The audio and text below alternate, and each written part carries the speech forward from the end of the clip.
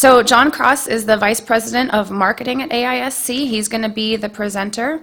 I'm Erica Winters Downey. I'm the Great Plains Regional Engineer for AISC. I'm going to give one quick little 5-minute update during the middle of the session.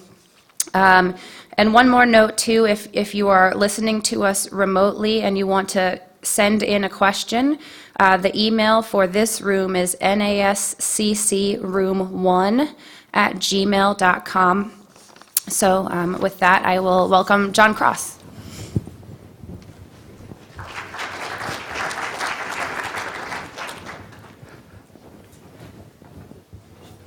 I will assume that applause is for Erica, since I haven't done anything or said anything yet at all. It's a pleasure to be with you this afternoon. I certainly realize it's Friday afternoon, the conference is winding down, and this is right after lunch. Sustainability isn't always the most exciting topic, so if you doze off, I will forgive you. Someone else might not, but you certainly have my forgiveness for nodding off. This is also a little bit of a special session. We have some special guests here. At the close of NASCC, there's another group that's going to be getting together, representing the steel industry associations in Canada, the US, Great Britain, Australia, and New Zealand.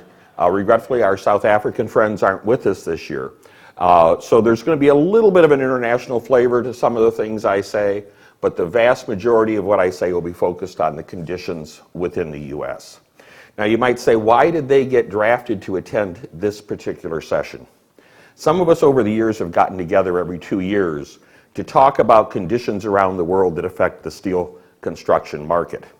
And this year was the year that US was supposed to host. And Roger Furch, our president, came into my office and said, I think we'll start the ISCG meetings about 2 o'clock in the afternoon on Friday. And I said, that's fine, but I have a session that goes from 1 to 2:30, so I'll have to join the group a little bit late. And Roger's response, and I figured, that, well, gee, I'll just be a little late and everything will work. Roger's response was, well, we'll just start with your session at 1 o'clock. So suddenly you guys got drafted to be here, but we certainly appreciate your attendance. What this session is going to focus on is what has happened with respect to sustainability that's impacted the structural steel industry during 2015. If there are two words that are completely opposite, one of which describes the whole condition of the green movement in the United States during 2014 and what's happening in 2015, are the words constant and change. If I went around this room and took a poll, I doubt if any of you would say that what the situation is constant. The sustainability movement in the United States, primarily driven by the U.S. Green Building Committee, is clearly in a constant state of change. It's flux, it looks at things in different ways, it has different goals, different focuses, and different requirements. As a material supplier, one of the challenges that we have had over the last 5 or 6 years is making up our minds what to do next. 4 or 5 years ago, the real emphasis was on green certification programs. And we talked about jumping into the marketplace and creating a certification program for fabricators that certified them as performing their functions in a green manner. That was a hot topic for about a year. It would have cost the industry literally tens of thousands of dollars to do that. It fell completely off the radar screen. Not talked about at all anymore in the green community. It's really a question through all of these twists and turns and changes for any industry, not just steel, to know what steps to take next to be disciplined and directed in terms of where we headed. A lot of this is driven by the perception of green in the overall marketplace. Within the last year, McGraw-Hill, which is now Dodge Analytics, did a very comprehensive survey of the green movement throughout the globe, across a variety of country boundaries. And I'd like to share with you some of the results from that survey so that you can start to understand not just the requirements of building green, but also the motivations that are currently driving the green movement and what we're seeing. Green penetration into the marketplace is extremely strong. Approximately 48% of the buildings that are built in the United States on a dollar basis are built using or with the objective of green construction. That's a very significant number when you think that represents almost half of the construction that takes place. And you can see that that has been a growing trend since about 2005, when it was a very small percentage, up to the 48% that we see right now. That varies by various types of projects. Office space that's built today is about 60% classified as green. Retail 35%, hotel 43%, schools are very strong at 51%, and healthcare at 36%.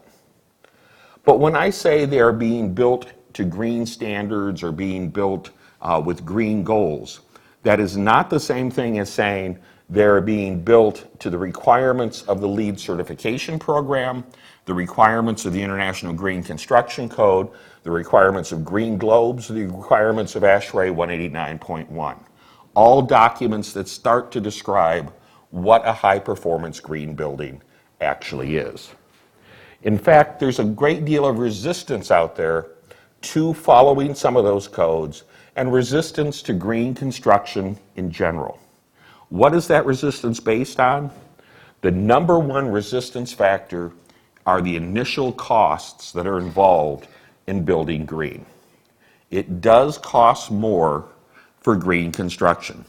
Several years ago, a study was done and it showed that a LEED Silver building should be able to be built at about the same cost as if that building were not certified. Since then, the green standards have actually come up a bit, and to be getting a green gold or green platinum certification is probably 5 to 10% increase in overall construction costs. During that time, what we have seen is a real pressure to move forward in terms of saying, am I going to see a return in my investment for building green? And that has become one of the real questions in terms of moving forward. At the start of the green building movement, there were political incentives or incentives that came out of the political system in terms of tax credits, dollar incentives for putting up green structures. Some of the areas that followed those incentives found them to be too costly and have pulled those incentives back. There are no longer financial incentives out there in most communities for building green. There are some communities, like Chicago, where I'm from, that if you're pursuing a green certification from USGBC, you don't get any financial incentives, but your application moves to the top of the stack in terms of the building code review process. The acceleration of the construction can then occur on that kind of a basis. There's that whole return on investment factor of balancing the capital costs versus the operating costs, a lack of demand, affordability, a lack of public awareness. But when you look at that chart, the real key are those higher initial costs. What we're hearing in the marketplace is building green needs to make sense from an economic perspective. What are the motivations for building green? If those are the ones that kind of pull us backwards, what drives us forward? Well, this chart compares the same group of respondents in 2008 and 2012. And what it says is in 2008, the motivation for building green was that it was the right thing to do. That's no longer the case. The motivation today, the highest motivation factors relate to demand, both by the individual client and the overall construction market that is out there. The concept of doing the right thing has actually backed down significantly. So the motivation for building green is different, and there's a real economic pressure to justify the decisions to build green. That varies a little bit around the globe. We don't have data for every country from the McGraw-Hill survey, but they did break out the United States, Australia, the United Kingdom, and South Africa. South Africa is the only one motivated because it's the right thing to do anymore in terms of the overall list. And here in the United States, it's primarily driven by client demand, a corporate commitment to green building, which in a certain sense is a form of client demand, the overall market, and the opportunity for lower operating costs. What do those lower operating costs mean? Typically, a reduction in the United States is desired to knock down operating costs over the first year by 11%, a 5-year operating cost reduction of 28%, and a payback in 7 years for any investment that is going towards green construction in that particular project or green aspects of that construction building. And you can kind of see how that varies around the globe a little bit in terms of what those drivers are and what the expected payback periods are that are involved. The motivation also varies by area of the world. Reduced energy consumption, though, is clearly the largest driver right now, pretty much universally, in terms of what the goal is for green construction. It's really focused on reducing the operating costs of the building based on the investment that is made on the upfront side of the building.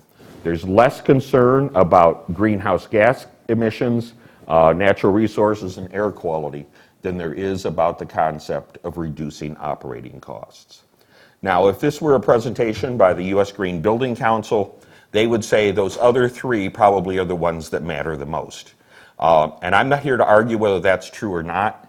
What we're looking at here is the realities of the marketplace and what the drivers are on today's basis. Oh, okay. Thank you for telling me that.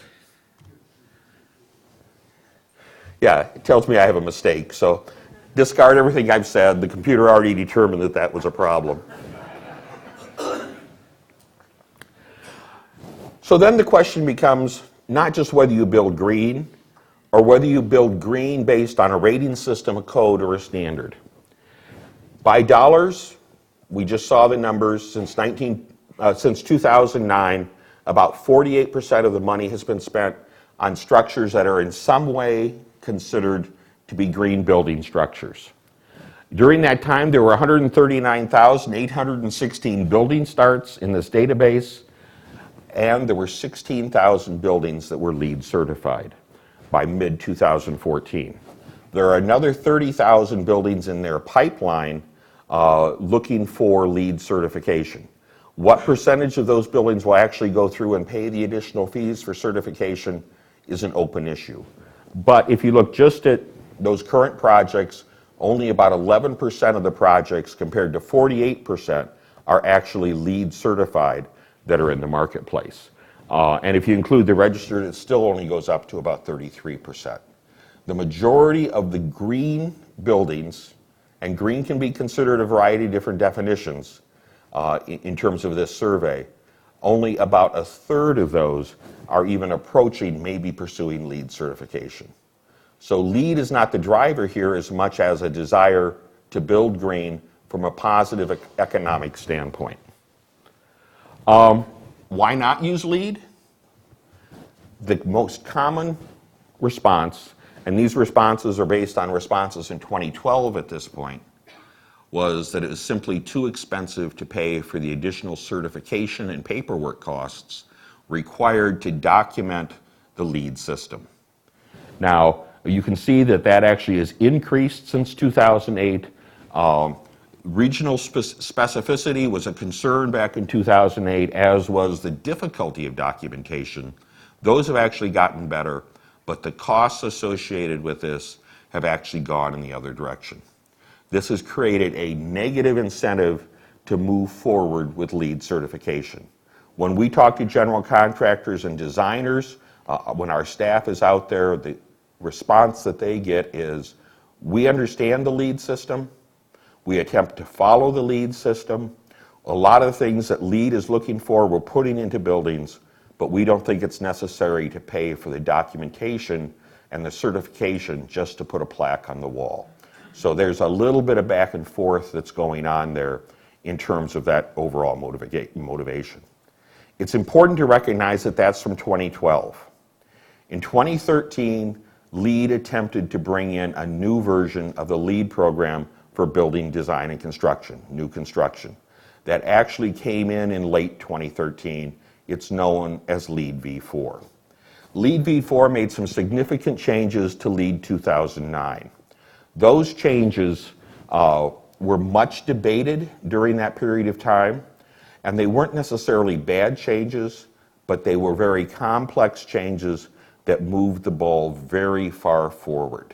And during those discussions, there was a lot of comments that this is just going too far, too fast, and that the marketplace is not going to accept the additional costs and the additional requirements associated with LEED version 4. Since LEED version 4 has come into effect, the number of projects requesting registration under LEED version 4 has fallen significantly from numbering in the thousands to numbering in the hundreds. So there's been a significant pullback from LEED in that direction as well. Much of the attention and the change was focused on materials and resources where we live. The goals were to move away from a single attribute material selection process based on something like regional content, recycled content, or bio-based content, to a more of a multi-attribute assessment process focused on transparency and life cycle assessments. And there was a lot of talk about using whole building life cycle assessments to assess the overall impacts of a building project. At the same time, USGBC became much broader in terms of their focus in the overall marketplace of what they were attempting to accomplish. And what I'm about to say isn't said with any bias in terms of whether these are good goals or bad goals, but they are much more focused on social equity and creating a green economy than they had been in the past. That's being coupled with building sustainable buildings. It's no longer about environmental impacts alone. The two other legs of what's been called the three-legged stool of sustainability have greatly been emphasized in current USGBC activity. What impact does that have?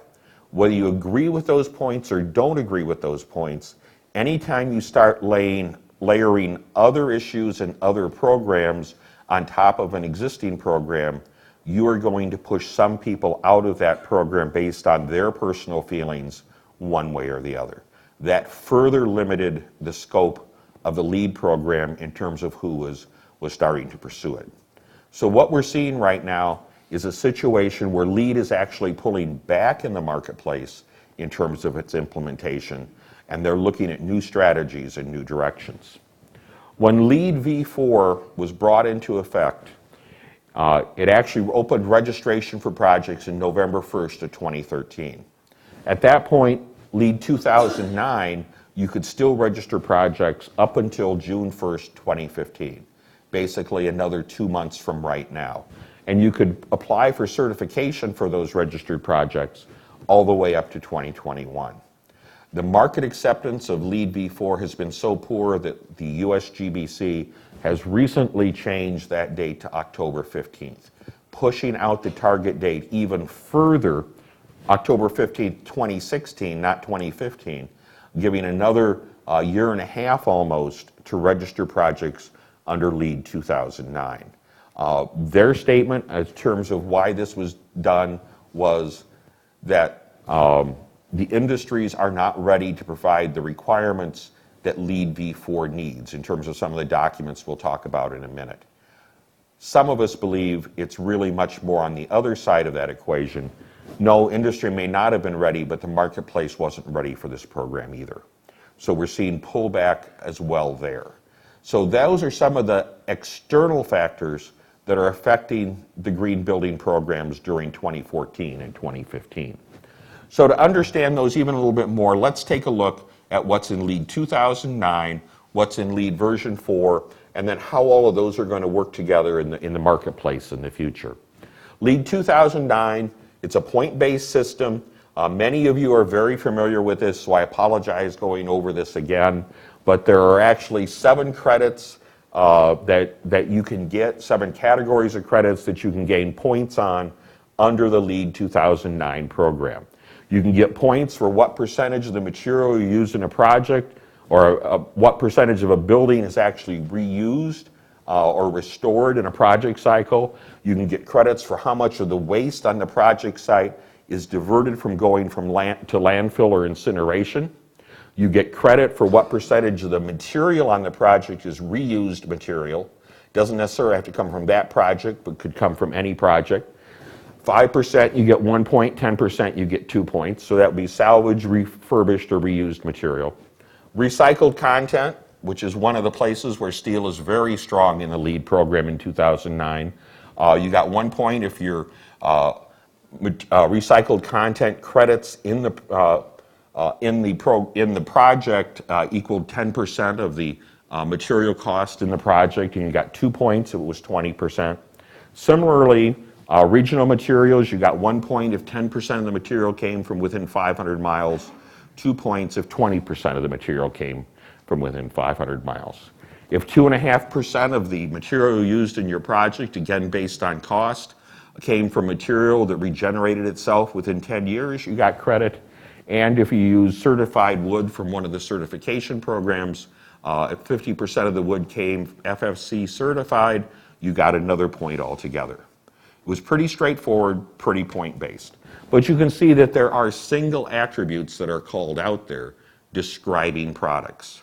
One of the real challenges that I have right now in a lot of the groups that I meet with that deal with sustainability is there's confusion out there that people start referring to steel as a single attribute material because LEED gave it a point based on a single attribute.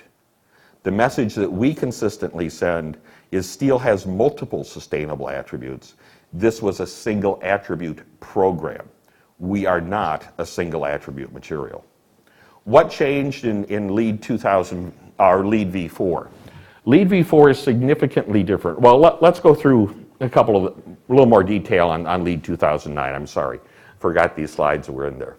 MR4 on recycled content, it's calculated based on post-consumer content plus half of pre-consumer content. Again, 10%, you get 1 point. You do the base calculation of recycled content based on mass. The contribution to the project for credit is based on cost. 20% is 2 points. The recycled content must be documented in a mill-specific manner. 25% default if there's no documentation available. You can claim for steel that it's 25% recycled content even if you don't know what the recycled content is. But all of the domestic mills do document their recycled content, and it's easily available online at their websites. Content calculation is based on weight. Contribution is based on cost. And the material cost on the project, by definition, is 45% of the overall project cost. One of the important things to remember when you look at this and where we see the most mistakes made by fabricators submitting LEED documentation is the cost contribution is not the cost of the material. It's the cost of the material plus the fabrication. It's the material as delivered to the project site. So you don't just calculate what you paid a mill for the material and put that on the sheet. It's the mill plus your costs for fabrication. It does not include erection, but fabrication is included. So if you have a project where fabrication of material represents 10% of the overall project cost, or even say 9%, somewhere in that range, and you're looking at 45% of the project cost is the material costs. You've got 9 over 45. You're already very close to that 20% goal when you look at steel. And I would remind you, you're still going to be documenting that through 2021 on any projects registered under LEED 2009. LEED 2009 regional materials, you get 1 point if you have 10% materials within 500 miles, 2 points if 20% of the material comes within 500 miles. The world starts to become very confused at this point because there's 3 different ways of calculating distance. There's what I call the EAF mill methodology. The EAF mill methodology says the scrap starts at the mill. That's the ultimate point of collection. Therefore, if the mill and the fabricator, harvested and manufactured, are both within 500 miles of the project site, you get full 100% credit. There's a scrap allocation method, where if the fabricator is within 500 miles And no matter where the mill is located, if their scrap, a certain percentage of it comes from within 500 miles of the project site, you get that percentage of the credit being applied to the recycled content of the project. So if 20% of the scrap came from within 500 miles of the project and this fabricator's within 500 miles of the project, you get 20% credit. The third method is based on actual distance traveled, being less than 500 miles. But if you travel it by truck, it counts as a mile. If you travel a mile by train, it only counts as a third of a mile. If you travel by barge, it only counts as half of a mile. And if you travel by ship, it only counts as 1/15 of a mile. Confused? I was particularly confused a couple weeks ago when I got a call. And it was about rebar. And I usually don't answer questions about rebar for obvious reasons, since it's not the product mix that we look at. But the question was very simple. I bought my rebar from a mill in Turkey. I'm in Houston and it's going to be used in Houston. It was loaded on a ship in Turkey and shipped to Houston. Can I claim that as a local regional material? By that formula, it works. It comes out less than 500 miles. Now, I've heard all kinds of rumblings about why that equation is there, and let me assure you, it has nothing to do with science. It has to do with the requirements of the Department of Defense in terms of being able to certify projects in Guam under the LEED program. And that was how they calculated their shipping distances. So that was put into the program for that reason. Those are not legitimate numbers in terms of the calculation factors that are being used there. The only requirement is you have to be consistent in terms of how you calculate those numbers when you submit your data. If you want to know more about this, there was an article I wrote 2 years ago on all of the LEED 2009 requirements. It's in Modern Steel. You can go to www.modernsteel, look it up in the February 2013 edition. I know I'm feeling old when someone walked up to me yesterday at the show and said, you know, the picture that you use in Modern Steel Construction for the articles that you write doesn't really look a lot like you anymore. That picture was actually taken in 2001, shortly after I started at AISC, and there's no newer pictures. And I'm not advocating that we even have a newer picture, but what can I say? You know, that's the way it is. What about LEED v4? There are a lot of material and resources credits within LEED v4. If you notice, none of them have numbers. It's just MR, MR, MR, MR, MR with a name behind it. USGBC actually hired a consultant to talk to them about how they could better communicate the real background of these requirements. And what the consultant said is, don't put numbers after them because people only remember the numbers. You talk about MR4 or MR5, you don't remember that that's about recycled content or regional material. Just put the words. So now we have to say MR life cycle impact reduction, MR environmental product declarations. Life gets a little more confusing, but it's supposed to make a greater psychological impact on us. You see, none of the 2009 categories are still there. They're all gone. It's a different approach to materials and resources. It's not necessarily a bad approach. Don't interpret anything that I'm saying that I dislike this approach. It's simply a different approach that isn't just a little bit different. It's a quantum difference from what it was before. Life cycle impact reduction, you get 5 points if you reuse a historic building or if you renovate an abandoned building. If you reuse material in the building, you can get 2 to 4 points. If you have a new building and you do a whole building life cycle assessment, you can get 3 points. We'll talk about that in a little more detail in a minute. If you have an environmental product declaration, an EPD, from 20 products used in the building, you get 1 point.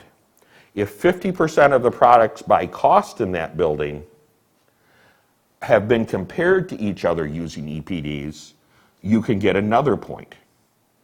That even gets a little more complex because there's a little line in there that says structure and materials can only, structure and enclosure can only contribute 30% to that equation, which is going to make it very difficult to get that point based on 70% of those other materials out there that really probably represent significantly less than 70% of the cost. Sourcing of raw materials, where do the raw materials come from? How were they recovered? And were they recovered in a manner that lends itself to social equity? Material ingredients, environmental impacts are what happens during the production of the product. Material ingredients are what's in the product and what impact can those ingredients have on human health. Are there 20 documents that describe that available for 20 different products in that project? And are you doing a comparison based on that? And then finally, construction and demolition waste, which was in the other list, with a few changes: divert 50% at one point, divert 75%, or limit your waste generated on the project site to 2.5 pounds per square foot, and you'll get another point. So what's the philosophy of the material and resources section? It's to encourage the reuse of buildings and materials rather than new construction and the use of new materials. It's to develop the data necessary for the performance of whole building life cycle assessments by incentivizing the selection of similar competing products from different manufacturers based on their comparative environmental impacts. And then to reward product manufacturers for publishing environmental impact data for their products. It's to encourage the local product manufacturers while ensuring beneficial working conditions. You get a bonus for products in that product count if that product comes from within 100 miles of the project site. And there's a debate here whether the word eliminating or minimizing should be used, the health impacts from products that are used in a building. What does that mean for the steel industry? It means that we do have to talk about deconstruction and reuse of steel material rather than simply recycling steel sections. And we're already starting to see that occur here in the US. We need to publish the industry average EPDs for fabricated structural steel. There'll actually be 3 of those, and they will be out sometime this year. One for hot rolled structural sections, one for hollow structural sections, and one for plate. We need to encourage producers to publish supply chain information and health product declarations. That comes from the producer level. And then we need to prepare for a growing usage of life cycle assessments. What are environmental product declarations? How many of you have ever read an environmental product declaration? Very good. I didn't expect any hands to go up. That's excellent. Yes, there are some out there. There's none out there for U.S. structural steel at this point in time. But the process is underway to create them. That process goes like this. What you have is a group of industry individuals representing individual companies and industry associations that come together to create a product category rule that is based on some international standards. We are in the process of developing that product category rule. That product category rule will not only cover structural steel, it will cover cold form steel and it will cover reinforcing bar, so that there will be consistency within the steel industry. It defines, the PCR defines how the data is collected, when it's collected, how it's looked at, and how it starts to come together to form the basis of the EPD that will be generated. We then do a survey of the consumables and the outputs of each process involved in creating structural steel. The mill processes to create the base steel, and the fabrication processes to take that steel and fabricate it into a form that can be delivered to the job site. We're looking for a cradle to fabricated gate type of approach to these EPDs. Now, for some products, like hollow structural sections, there'll be a third segment in the middle of that, taking the base steel, forming it into your hollow structural section, and then fabricating it. So it will be a comparative process from the beginning to the gate at which it leaves the fabricator's plant. That is a very detailed process that will be defined within the product category rule. And the EPD that we will produce will be an industry average EPD that will be an average of the producers at the mill level and an average of the producers at the fabricator level. Those documents would then be submitted to a lead project manager to show that there is an EPD available for that product. Because this will be an industry average EPD, it only counts as half a product versus a whole product. There's 1,000,001 formulas in this whole thing, but eventually it's all going to get worked out. Where are we in that process? The PCR is close to being published. It's gone to peer review, come back with comments. It's back at peer review again. We will see what level of comments they are, and we will be able to publish it at that point of time. The environmental data from the 3 AISC member hot rolled section mills, Steel Dynamics, Gerdau, and Nucor, are in the hands of the consultant that we are working with. They are modeling that data and putting together those environmental impacts. Our consultant happens to be a company called ThinkStep that no one is aware of and no one has ever heard the name of because they changed their name last week. Used to be PE International. And the result for the producer environmental impacts will be similar to the ones that are produced by World Steel, but more inclusive of just North American data. And at this point, there's a lot of dialogue back and forth between the mills and our consultant looking at what that data actually says and cleaning it up. On the fabricator data side, we have done a data survey of our fabricators in terms of the consumables that they use. We sent that out to 1,100 members. We received 300 surveys back. They submitted their tonnage, their waste, their energy, and their consumption of consumables that takes place during the fabrication process. We sent out 1,100 surveys, 300 returned. It represented 1.1 million tons of fabricated structural steel. The waste rate that we could calculate was 7%, which is significantly lower than a preliminary survey done several years ago. It was very interesting, one of the discussions, I won't call it an argument, that we had with our consultant was the consultant was convinced that steel scrap goes to a landfill.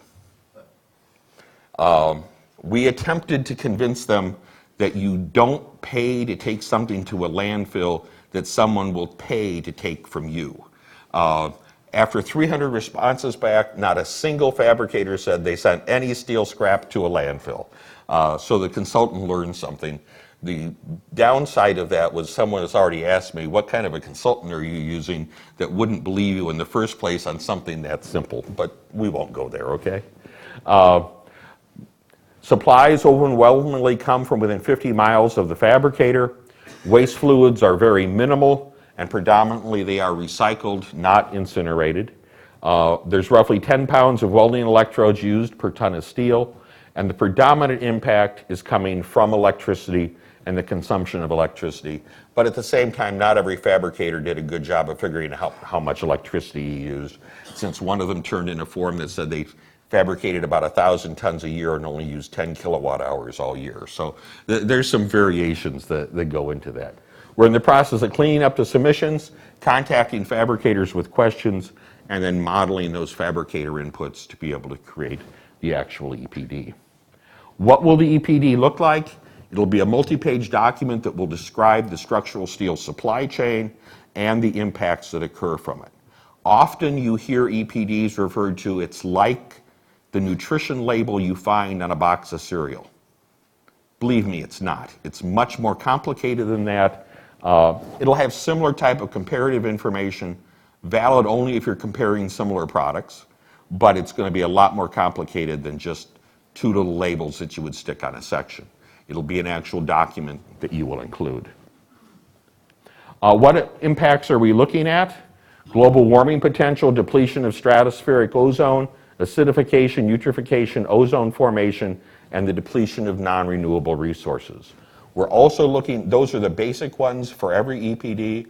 We're also looking at land usage, habitat disruption, and a few other factors as well that are very critical to making a true LCA comparison, but are often ignored by other materials that are out there. Most notably, wood tends to look at those factors that give them the greatest advantage but ignore those factors like land usage and habitat disruption that create problems for the wood industry. So there's some back and forth going on right now in terms of how large of a scope should be looked at. We're also looking at a scope where we're starting to say, what happens to wood at the end of its life cycle and how much carbon does it actually give back up? So what scope is being considered? Material production, transportation, manufacturing. All of these are in the standard that we're looking at. We will actually only be going up through the manufacturing or fabrication phase in terms of the impacts that we're examining at this point in time. It will be a growing list that comes out over time as more research is done. But at this point, there'll be cradle-to-gate comparisons that'll be done with this data. When is the comparison between building types when you start looking at life cycle assessments most appropriate? This data ultimately goes into a life cycle assessment. There was a session on Wednesday afternoon on life cycle assessments that was very good. If you weren't there, I would encourage you to watch it online as soon as it's available, discussing the ins and outs of how life cycle assessments are used. But you could perform a life cycle comparison between two building alternatives at a variety of different points. The conceptual stage, a preliminary design stage, a design drawing stage, or a construction drawing stage. And you can use different tools to be able to do that. Some of those are true process modeling tools. You might hear words like Gabby. And others are estimators. Athena, Tally are two estimators out there that are supposed to be able to be used by someone who really doesn't understand life cycle assessments and doesn't understand structural engineering to be able to compare two building alternatives and come up with a meaningful result that gives you which type of material to use. If you catch a little irony in my voice there, you are completely correct. These need to be done by people who understand both the materials going into a project and the materials that are being used in the project in terms of what their impacts actually are. So the question really becomes, are we looking for improvement between materials or improvement between designers? And in my opinion, the real key here is to do these studies late enough in the process that you can see how individual designers can optimize buildings for lower impacts rather than just trying to make the basis of which material are we going to use in the building. I know a lot of the life cycle folks from the concrete industry. They've done comparisons between steel and concrete buildings, and I'm talking about people paid by the Portland Cement Association. We've done comparisons between steel and concrete buildings. We actually come out with very similar results. And the results we come out with are, it really doesn't make a lot of difference. The impacts are almost equal. Why? Because there's a heck of a lot of concrete in a steel building and a heck of a lot of steel in a concrete building. And when everything gets netted out, the differences typically on an individual building are less than a 5% variance. You cannot make any environmental claims based on variances less than 5%. We are actually pretty similar. Where does the real difference lie? It's how the designer uses that material and optimizes an innovative system for using that material. We looked at the Athena estimator. Erica has dug into this significantly. We looked at 100 projects that had been done by the Steel Solutions Center over the last several years. We took and we modeled those in typical structural design software to get an approximation of where we're going to be in terms of material use and number of pieces and items like that to be able to speak to the marketplace about viable ways of using structural steel. We took those same projects and modeled them in Athena. That's the scatter chart. There is no pattern. We saw steel underestimated by as much as 40% and overestimated by as much as 80%. They're looking simply at a single assembly or a series of assemblies to form a building. There's overlap, there's problems with the length of the members that are involved. You cannot trust the quantities that come out of Athena to actually make a valid comparison of material quantities. Why is that? It's because we're different than other materials used in a building. Look at the ceiling tile or the carpet, whether you want to look up or down in this building. How is it measured for this building? It's a square footage basis. You lay out this building and you say you want to know the impact of the carpet, you look at those preliminary sketches, you're going to know the square footage of the carpet, probably pretty closely, that you're ultimately going to put in this building, or the square footage of the ceiling tile. It's a square footage based measurement. Structural steel isn't a function of the square footage of the building. It's a function of the system, it's the function of the bracing, it's a function of the loads. They all contribute to that design quantity. You can't just simply do a simple layout and say this is how much structural steel, or even this is how much concrete is going to go into that building. You need a professional plugged in to be able to make sure those estimates at least have some basis of validity out there in the marketplace. We have been at war with Athena over their software for a long period of time. Early this year, in that discussion, we finally got an email back from Athena saying they are changing their approach. They're still going to keep their estimator in there, but its purpose is really for students to use in school, not for actual designers. And we have decided to only advocate for the second type of usage, where actual design quantities are brought in through a bill of materials when our software is being used to comply with LCA requirements in green building programs and standards. What does this mean?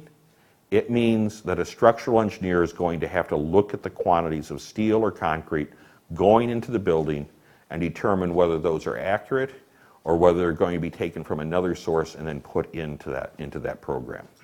LCAs will not be valid unless there's that level of requirement for what's moving forward. The bottom line of our position is that whole building life cycle assessments can really only be performed on the basis of material estimates provided by a licensed professional with expertise in structural engineering, not a parametric estimating program. And that all material impact data needs to be of a similar scope and a similar methodology in terms of how it was developed. And that impact categories include natural resource depletion and land usage to truly do a multi-attribute assessment. A multiple attribute assessment that leaves out attributes is no different than a single attribute assessment that focuses on a single attribute. If you're going to do a comparison, it has to be a full comparison. So where does that leave V4 in the future of where things are headed?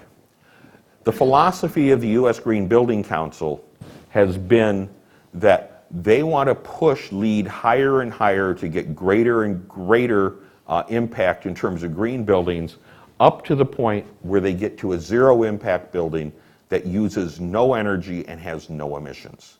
That's the ultimate goal of the green building program, to get to that net zero situation that is out in the marketplace.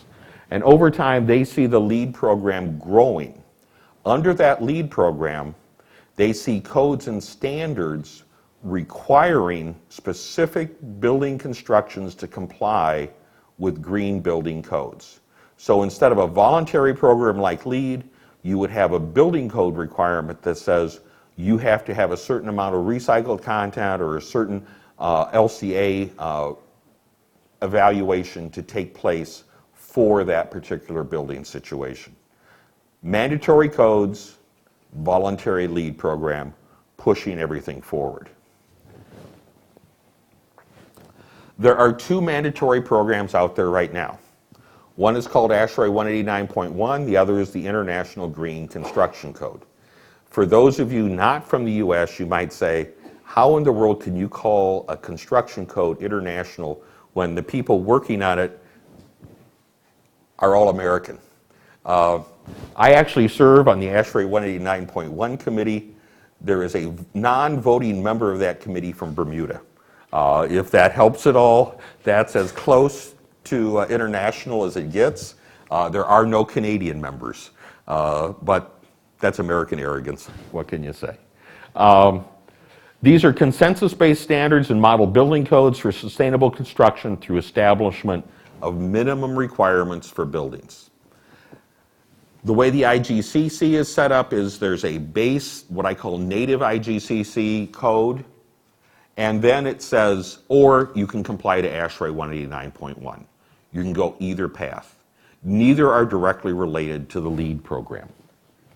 ASHRAE 189.1 in terms of material requires a performance of a comparative LCA or that the materials in the project meet 2 of the 4 following criteria: 10% recycled content, 15% regional materials, 5% bio-based products, or 10 products that have industry EPDs associated with them. This is not a real stringent requirement in terms of making it difficult to achieve, but it's a requirement that will tend to drive the market forward a little bit as a base requirement. The IGCC tried to do something that didn't work very well. You could do a whole building LCA, or 55% of the materials used in the building have an EPD or a multi-attribute standard, or 55% add up to the sum of the percentages used of recyclable, bio-based, and indigenous materials. So you start adding all those percentages together, and if you get above 55%, you get there. Regretfully, the IGC says that calculation can be done based on cost, can be done based on mass, or it can be done based on volume. Now, if no one has ever explained to me how volume works in that equation yet, and my argument has always been when you build your building, the greatest volume is air, and air is automatically an indigenous material, and therefore you're immediately above the 55% threshold. Obviously that wouldn't work in the documentation, but reaching 55% is not really a challenge for steel, since steel can be counted both as recycled and recyclable in those calculations. Have those been adopted? That's a chart of adoption of the various I codes. You see that column with the green arrow that looks basically blank? Even though the IGCC has been in the market for 3 years, it has only been adopted in a very limited number of jurisdictions, 15 around the country. And in those jurisdictions, only one is at a mandatory adoption. The other make it voluntary that if you want to call your building green, you have to comply with it. The only place in the US where there is a mandatory requirement for following the International Green Construction Code is DC, exactly. Washington, DC is the only place that has a mandatory requirement. 9 states do use it on a mandatory basis for projects that are built with state funds, but they don't require it for projects not built with state funds. So this has put everybody in a problem. ASHRAE isn't standing on its own, it's tucked into something else. The IGCC, not being adopted. If the IGCC isn't being adopted, what does that mean for the International Code Council? You're not selling copies of the IGCC. If you sell copies, you pay for the development costs, so they're losing money on the International Green Construction Code. They are questioning whether they want to continue. And LEED is a voluntary program that's having problems getting started with its new version. So where does that leave us? Well, it leaves those 3 groups along with AIA and the International Illuminating Society, illuminating? Yeah. Coming up with a new strategy. And that new strategy basically is that the technical content of the International Green Construction Code will be provided by ASHRAE in ASHRAE 189.1. ICC will contribute the administrative part of that language. That will then be encouraged for local adoption. But USGBC will get into the picture by requiring compliance with IGCC on any project, even if it hasn't been adopted in a local municipality or a local jurisdiction, if the project's going to become LEED certified. So they're all trying to work together to try to reestablish the momentum in the green marketplace. There are 2 additional programs that are out there in addition to LEED. that are starting to get traction. The reason those two programs are getting traction is that during the development phase of LEED v4, there was a lot of pushback from the American Chemistry Council. That group went to Congress and objected to the fact that Congress only allowed government buildings to be certified as green through the use of LEED. So now they can be certified through any program that complies with a certain set of standards the government has put forth. One of those programs is Green Globes. So we're starting to see Green Globes come into the marketplace a little bit more. There is another program that's on the West Coast called the Living Building Challenge. It is a much smaller program. It's much more rigid, much more green. That particular program I'll talk about after Erica talks about Green Globes for a moment. Erica is on the committee, consensus body that's developing the new Green Globe standard. Can I use your? Sure. We don't have our little presenter view. I don't have my cheat sheet notes on here.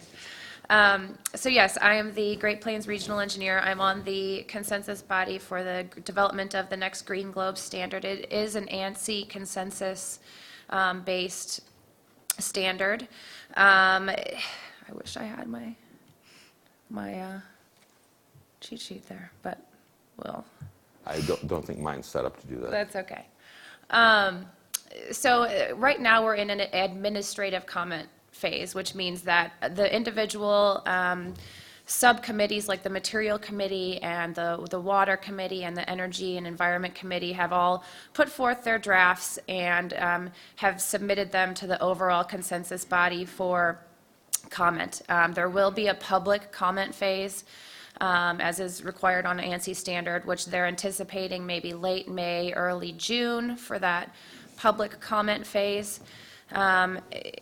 And not the actual new Green Globe standard won't be, it'll be a 2016 document. It won't be out in 2015.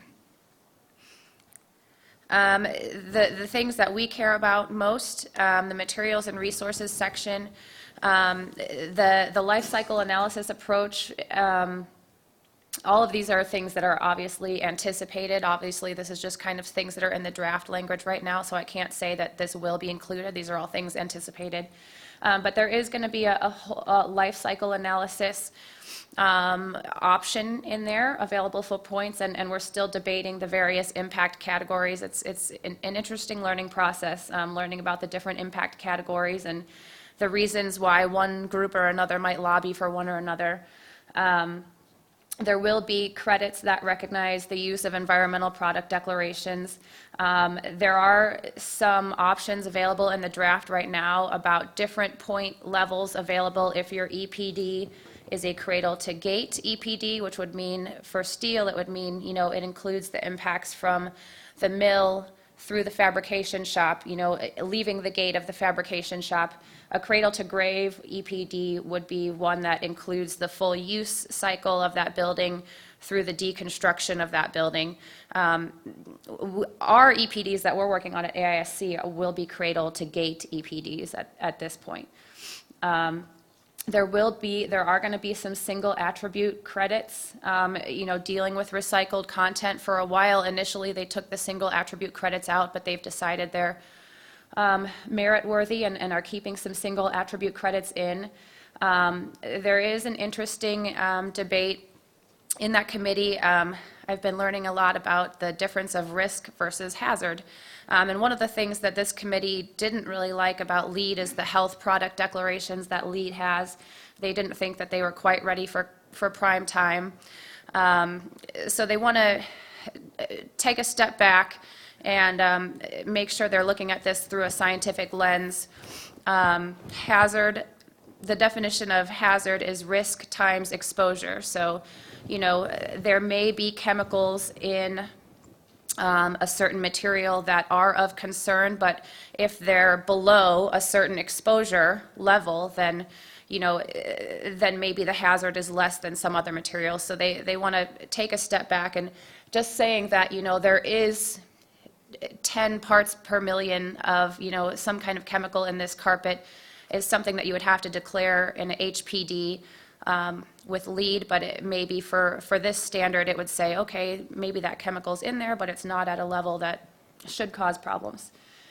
Something that I think will benefit the steel industry there are separate credits for waste minimization and waste recycling. So any steel, obviously, that leaves the project site would be recycled, and then there's a separate credit, not just for,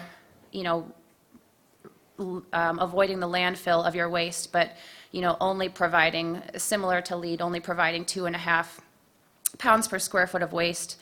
They're looking at supply chain waste minimization credits, so that one is a little bit nebulous, like the LEED. How would I document the fact that my steel fabricator, even though I know that they're recycling all their material, how do I actually go and document that and prove that? And then another thing that I do like about this is that they are looking at credits for designing for deconstruction and having service life plans and taking into account the end of life of your building. So as John mentioned, Green Globes has been a smaller effort. Up till now, there's only 272 buildings certified in the U.S. compared to I think it was 16,000 that he said for LEED. I know that Green Globes, I think, does see a bit of an opportunity in the market right now just because the adoption of LEED v4 has been stalled a little bit.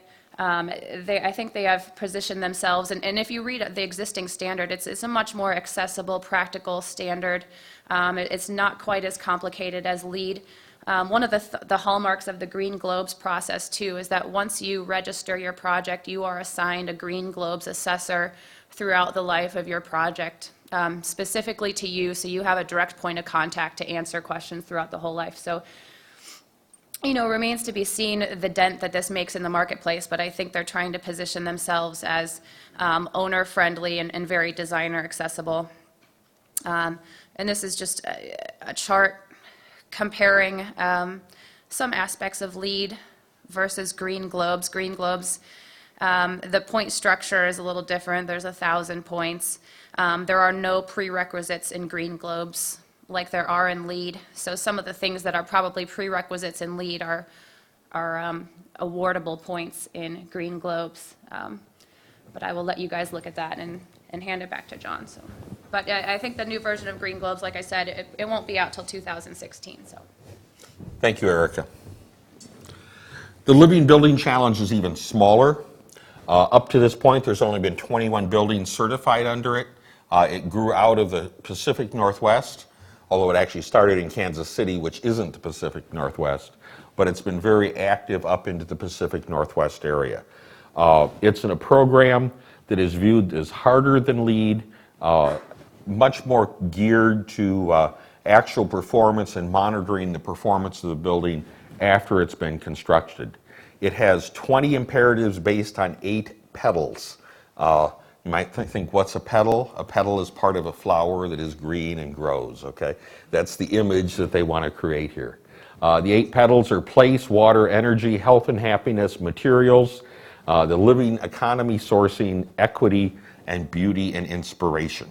How you measure some of those is certainly somewhat subjective.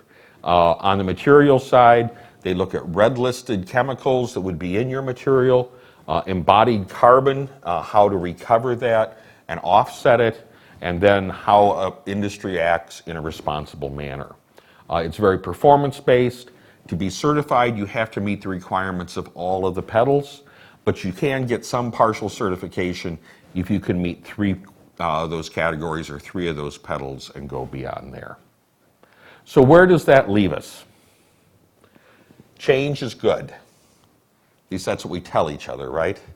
Sometimes it's confusing. 2014 was confusing. 2013 was confusing. 2015 is continue to be confusing. The green building movement continues in a constant state of flux, and therefore we must anticipate additional changes in focus and requirements. The bottom line, though, is EPDs are here to stay. And what happens with the program, They're appearing in all programs, and our industry has to participate in their development and have them available for our industry members that are out there. But at the same time, we have to be careful and not get so focused on just complying with the sustainable programs, but we also need to be very strong in telling the sustainable story of structural steel. We are not a single attribute material. We are a multi-attribute material that is recyclable, recycled, reusable. We bring a lot of benefits to the overall green building community, and we need to proclaim that in a very positive way. The session code, isn't that a nice way to end, is 25148, and we will go from there. Any questions? Or questions from... We do not have any Okay. Alistair. Sorry, this is not really questions, more just supporting comments you made. In New Zealand, we have the wood industry pretty well funded. They got a university to do a study, they got a model building, it was a single-story building, and they did whole of life cycle costing of wood. They looked at the energy of operating the building, and it didn't matter what they did, even with wood, they couldn't get a significant difference. They lost interest in the whole thing. So there was so much energy involved in the glass and the aluminium that goes into the joinery on the outside of the building that I think it was about 8% difference between the best, worst concrete and wood, and that's just what the numbers were. So I'm not sure that the whole of life's going to be a great winner for wood or for anybody else. They were pretty similar. And I would tend to agree. I think that's good information to know. David. Are Green Globe and Living Building not-for-profit organizations or for-profit organizations?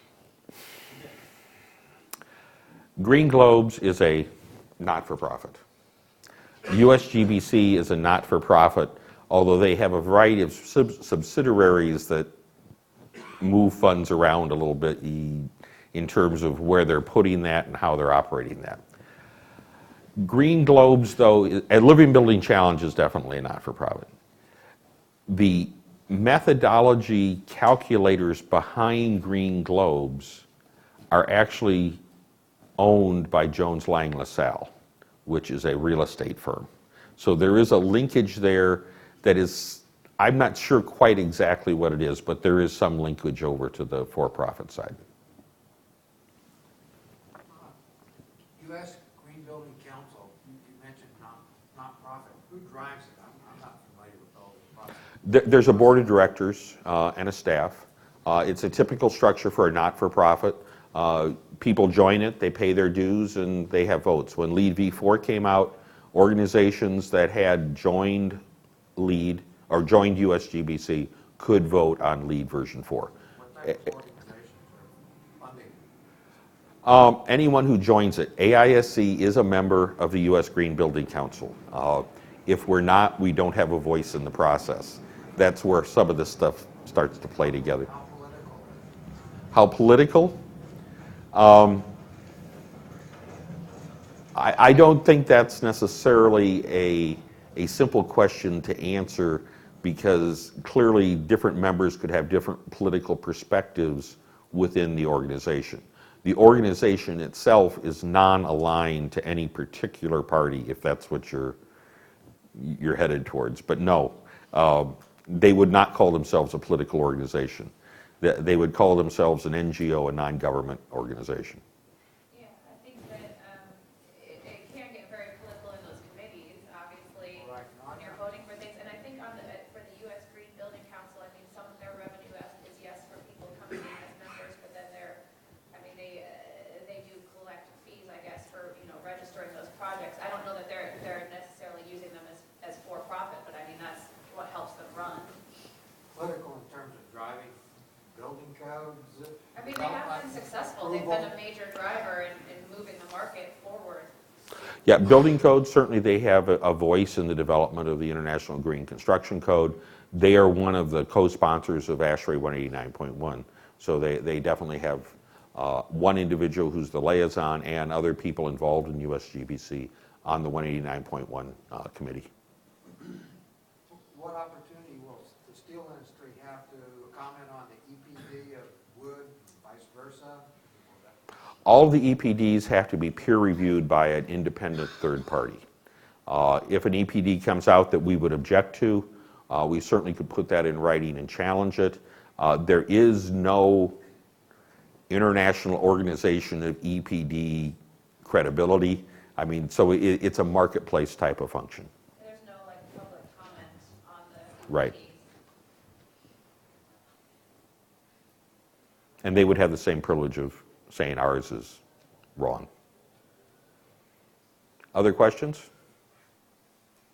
When we were asked to fill out that survey for EPD, And thank you for filling it out. I got a sense that we're going to be able to downstream say, here it is, we're going to move on to our business of fabricating instead of this business of paper pushing and seeking information and all this who's-truck job. Is that going to be the case? I've known you too long to lie to you. The EPD you will have will be able to be handed over as documentation for that project. You're going to have to tell them how many tons of steel you fabricated that's covered under that EPD. But if the IGCC is a prerequisite for LEED and it's a LEED project, you're still going to have to document your recycled content, how much was regional, and all of those other requirements that are there. This is a situation where things are being added, not necessarily taken away. Thank you. So yeah, there's the EPD credit where you would turn in and say, okay, my industry has this document, but then there are also credits that include the recycled content that is something separate, so. So we're probably not going to have to hire another employee to handle additional paperwork. I would certainly hope that would not be the case. Part of the challenge is that under the LEED program, a general contractor may have a LEED consultant or someone on his staff responsible for collecting the LEED information. If you look at regional content, 10% or 20%. That's not 10% of the steel or 20% of the steel has to be regional. It's 10 or 20% of the material on the project by cost has to be regional. Their approach is to ask for that documentation from everybody, throw it all up against a wall and see what sticks so they can get to 20%. Their approach should actually be, okay, what's on my project that's regional? Gee, all concrete by definition has to be regional because you can't truck it by a ready-mix truck for more than 500 miles. Gee, let's calculate what percentage we're at with the concrete already on the project. Wow, we're already at 15% of that credit. Where do we get the next 5%? And they may not even have to look at the steel. But that's not the mentality that's out there. That's what we're trying to convince them their approach should be. John, are you including paint in your EPD? No, paint is another product that would be placed on our finished product. That was a big discussion. The American Galvanizers Association, for instance, will be taking our EPD and then creating a separate EPD for galvanized, fabricated, hot-rolled structural steel, galvanized, fabricated, hot-rolled, hollow structural sections, and the same. So there's going to be a tiered approach to this. Now, if you're really kind of devious in your mind, when you start to think about this, 20 products, I use wide flange on my project, I use HSS on my project, and I've got some plate on my project. Half of it is galvanized, half of it is painted. Suddenly you're up to 6 or 7 products, all from the steel side before you look at the others to get to your count of 20. So it's how many EPDs you have, and there is a segregation by product. Technically, you could have an EPD for bolts. And remember, the industry EPDs only count as half, though. So if you had only industry level EPDs, you'd have to come up with 40 of those. Which So- isn't going to be a problem because that carpet's going to be an EPD too. Other questions? Sorry for all the... I have a LEED certification right now. How beneficial is it to go get a green globe? You know, I've had people ask me that. I initially thought that there is not a Green Globes like licensure to be had. although I found some kind of mention of it buried on their website one day, but I don't know if it's active still, because I haven't found anywhere that offers like Green Globes examination, or I haven't found, it was one obscure reference to, and it might have been like to be a Green Globes assessor or something. But to my knowledge, there's not a certification to become a Green Globes certified professional or something. And it gets real tricky with the language, because what I was talking about was LEED certified projects. You're a LEED certified practitioner, and they've confused things with that language a little bit. It's good to be a LEED AP, in my opinion, or a LEED GA, just because it signifies that you have knowledge in this area. This is probably the session that you heard the most alphabetic soup thrown out there, so I apologize for that. Thank you very much. Thank you. We will see you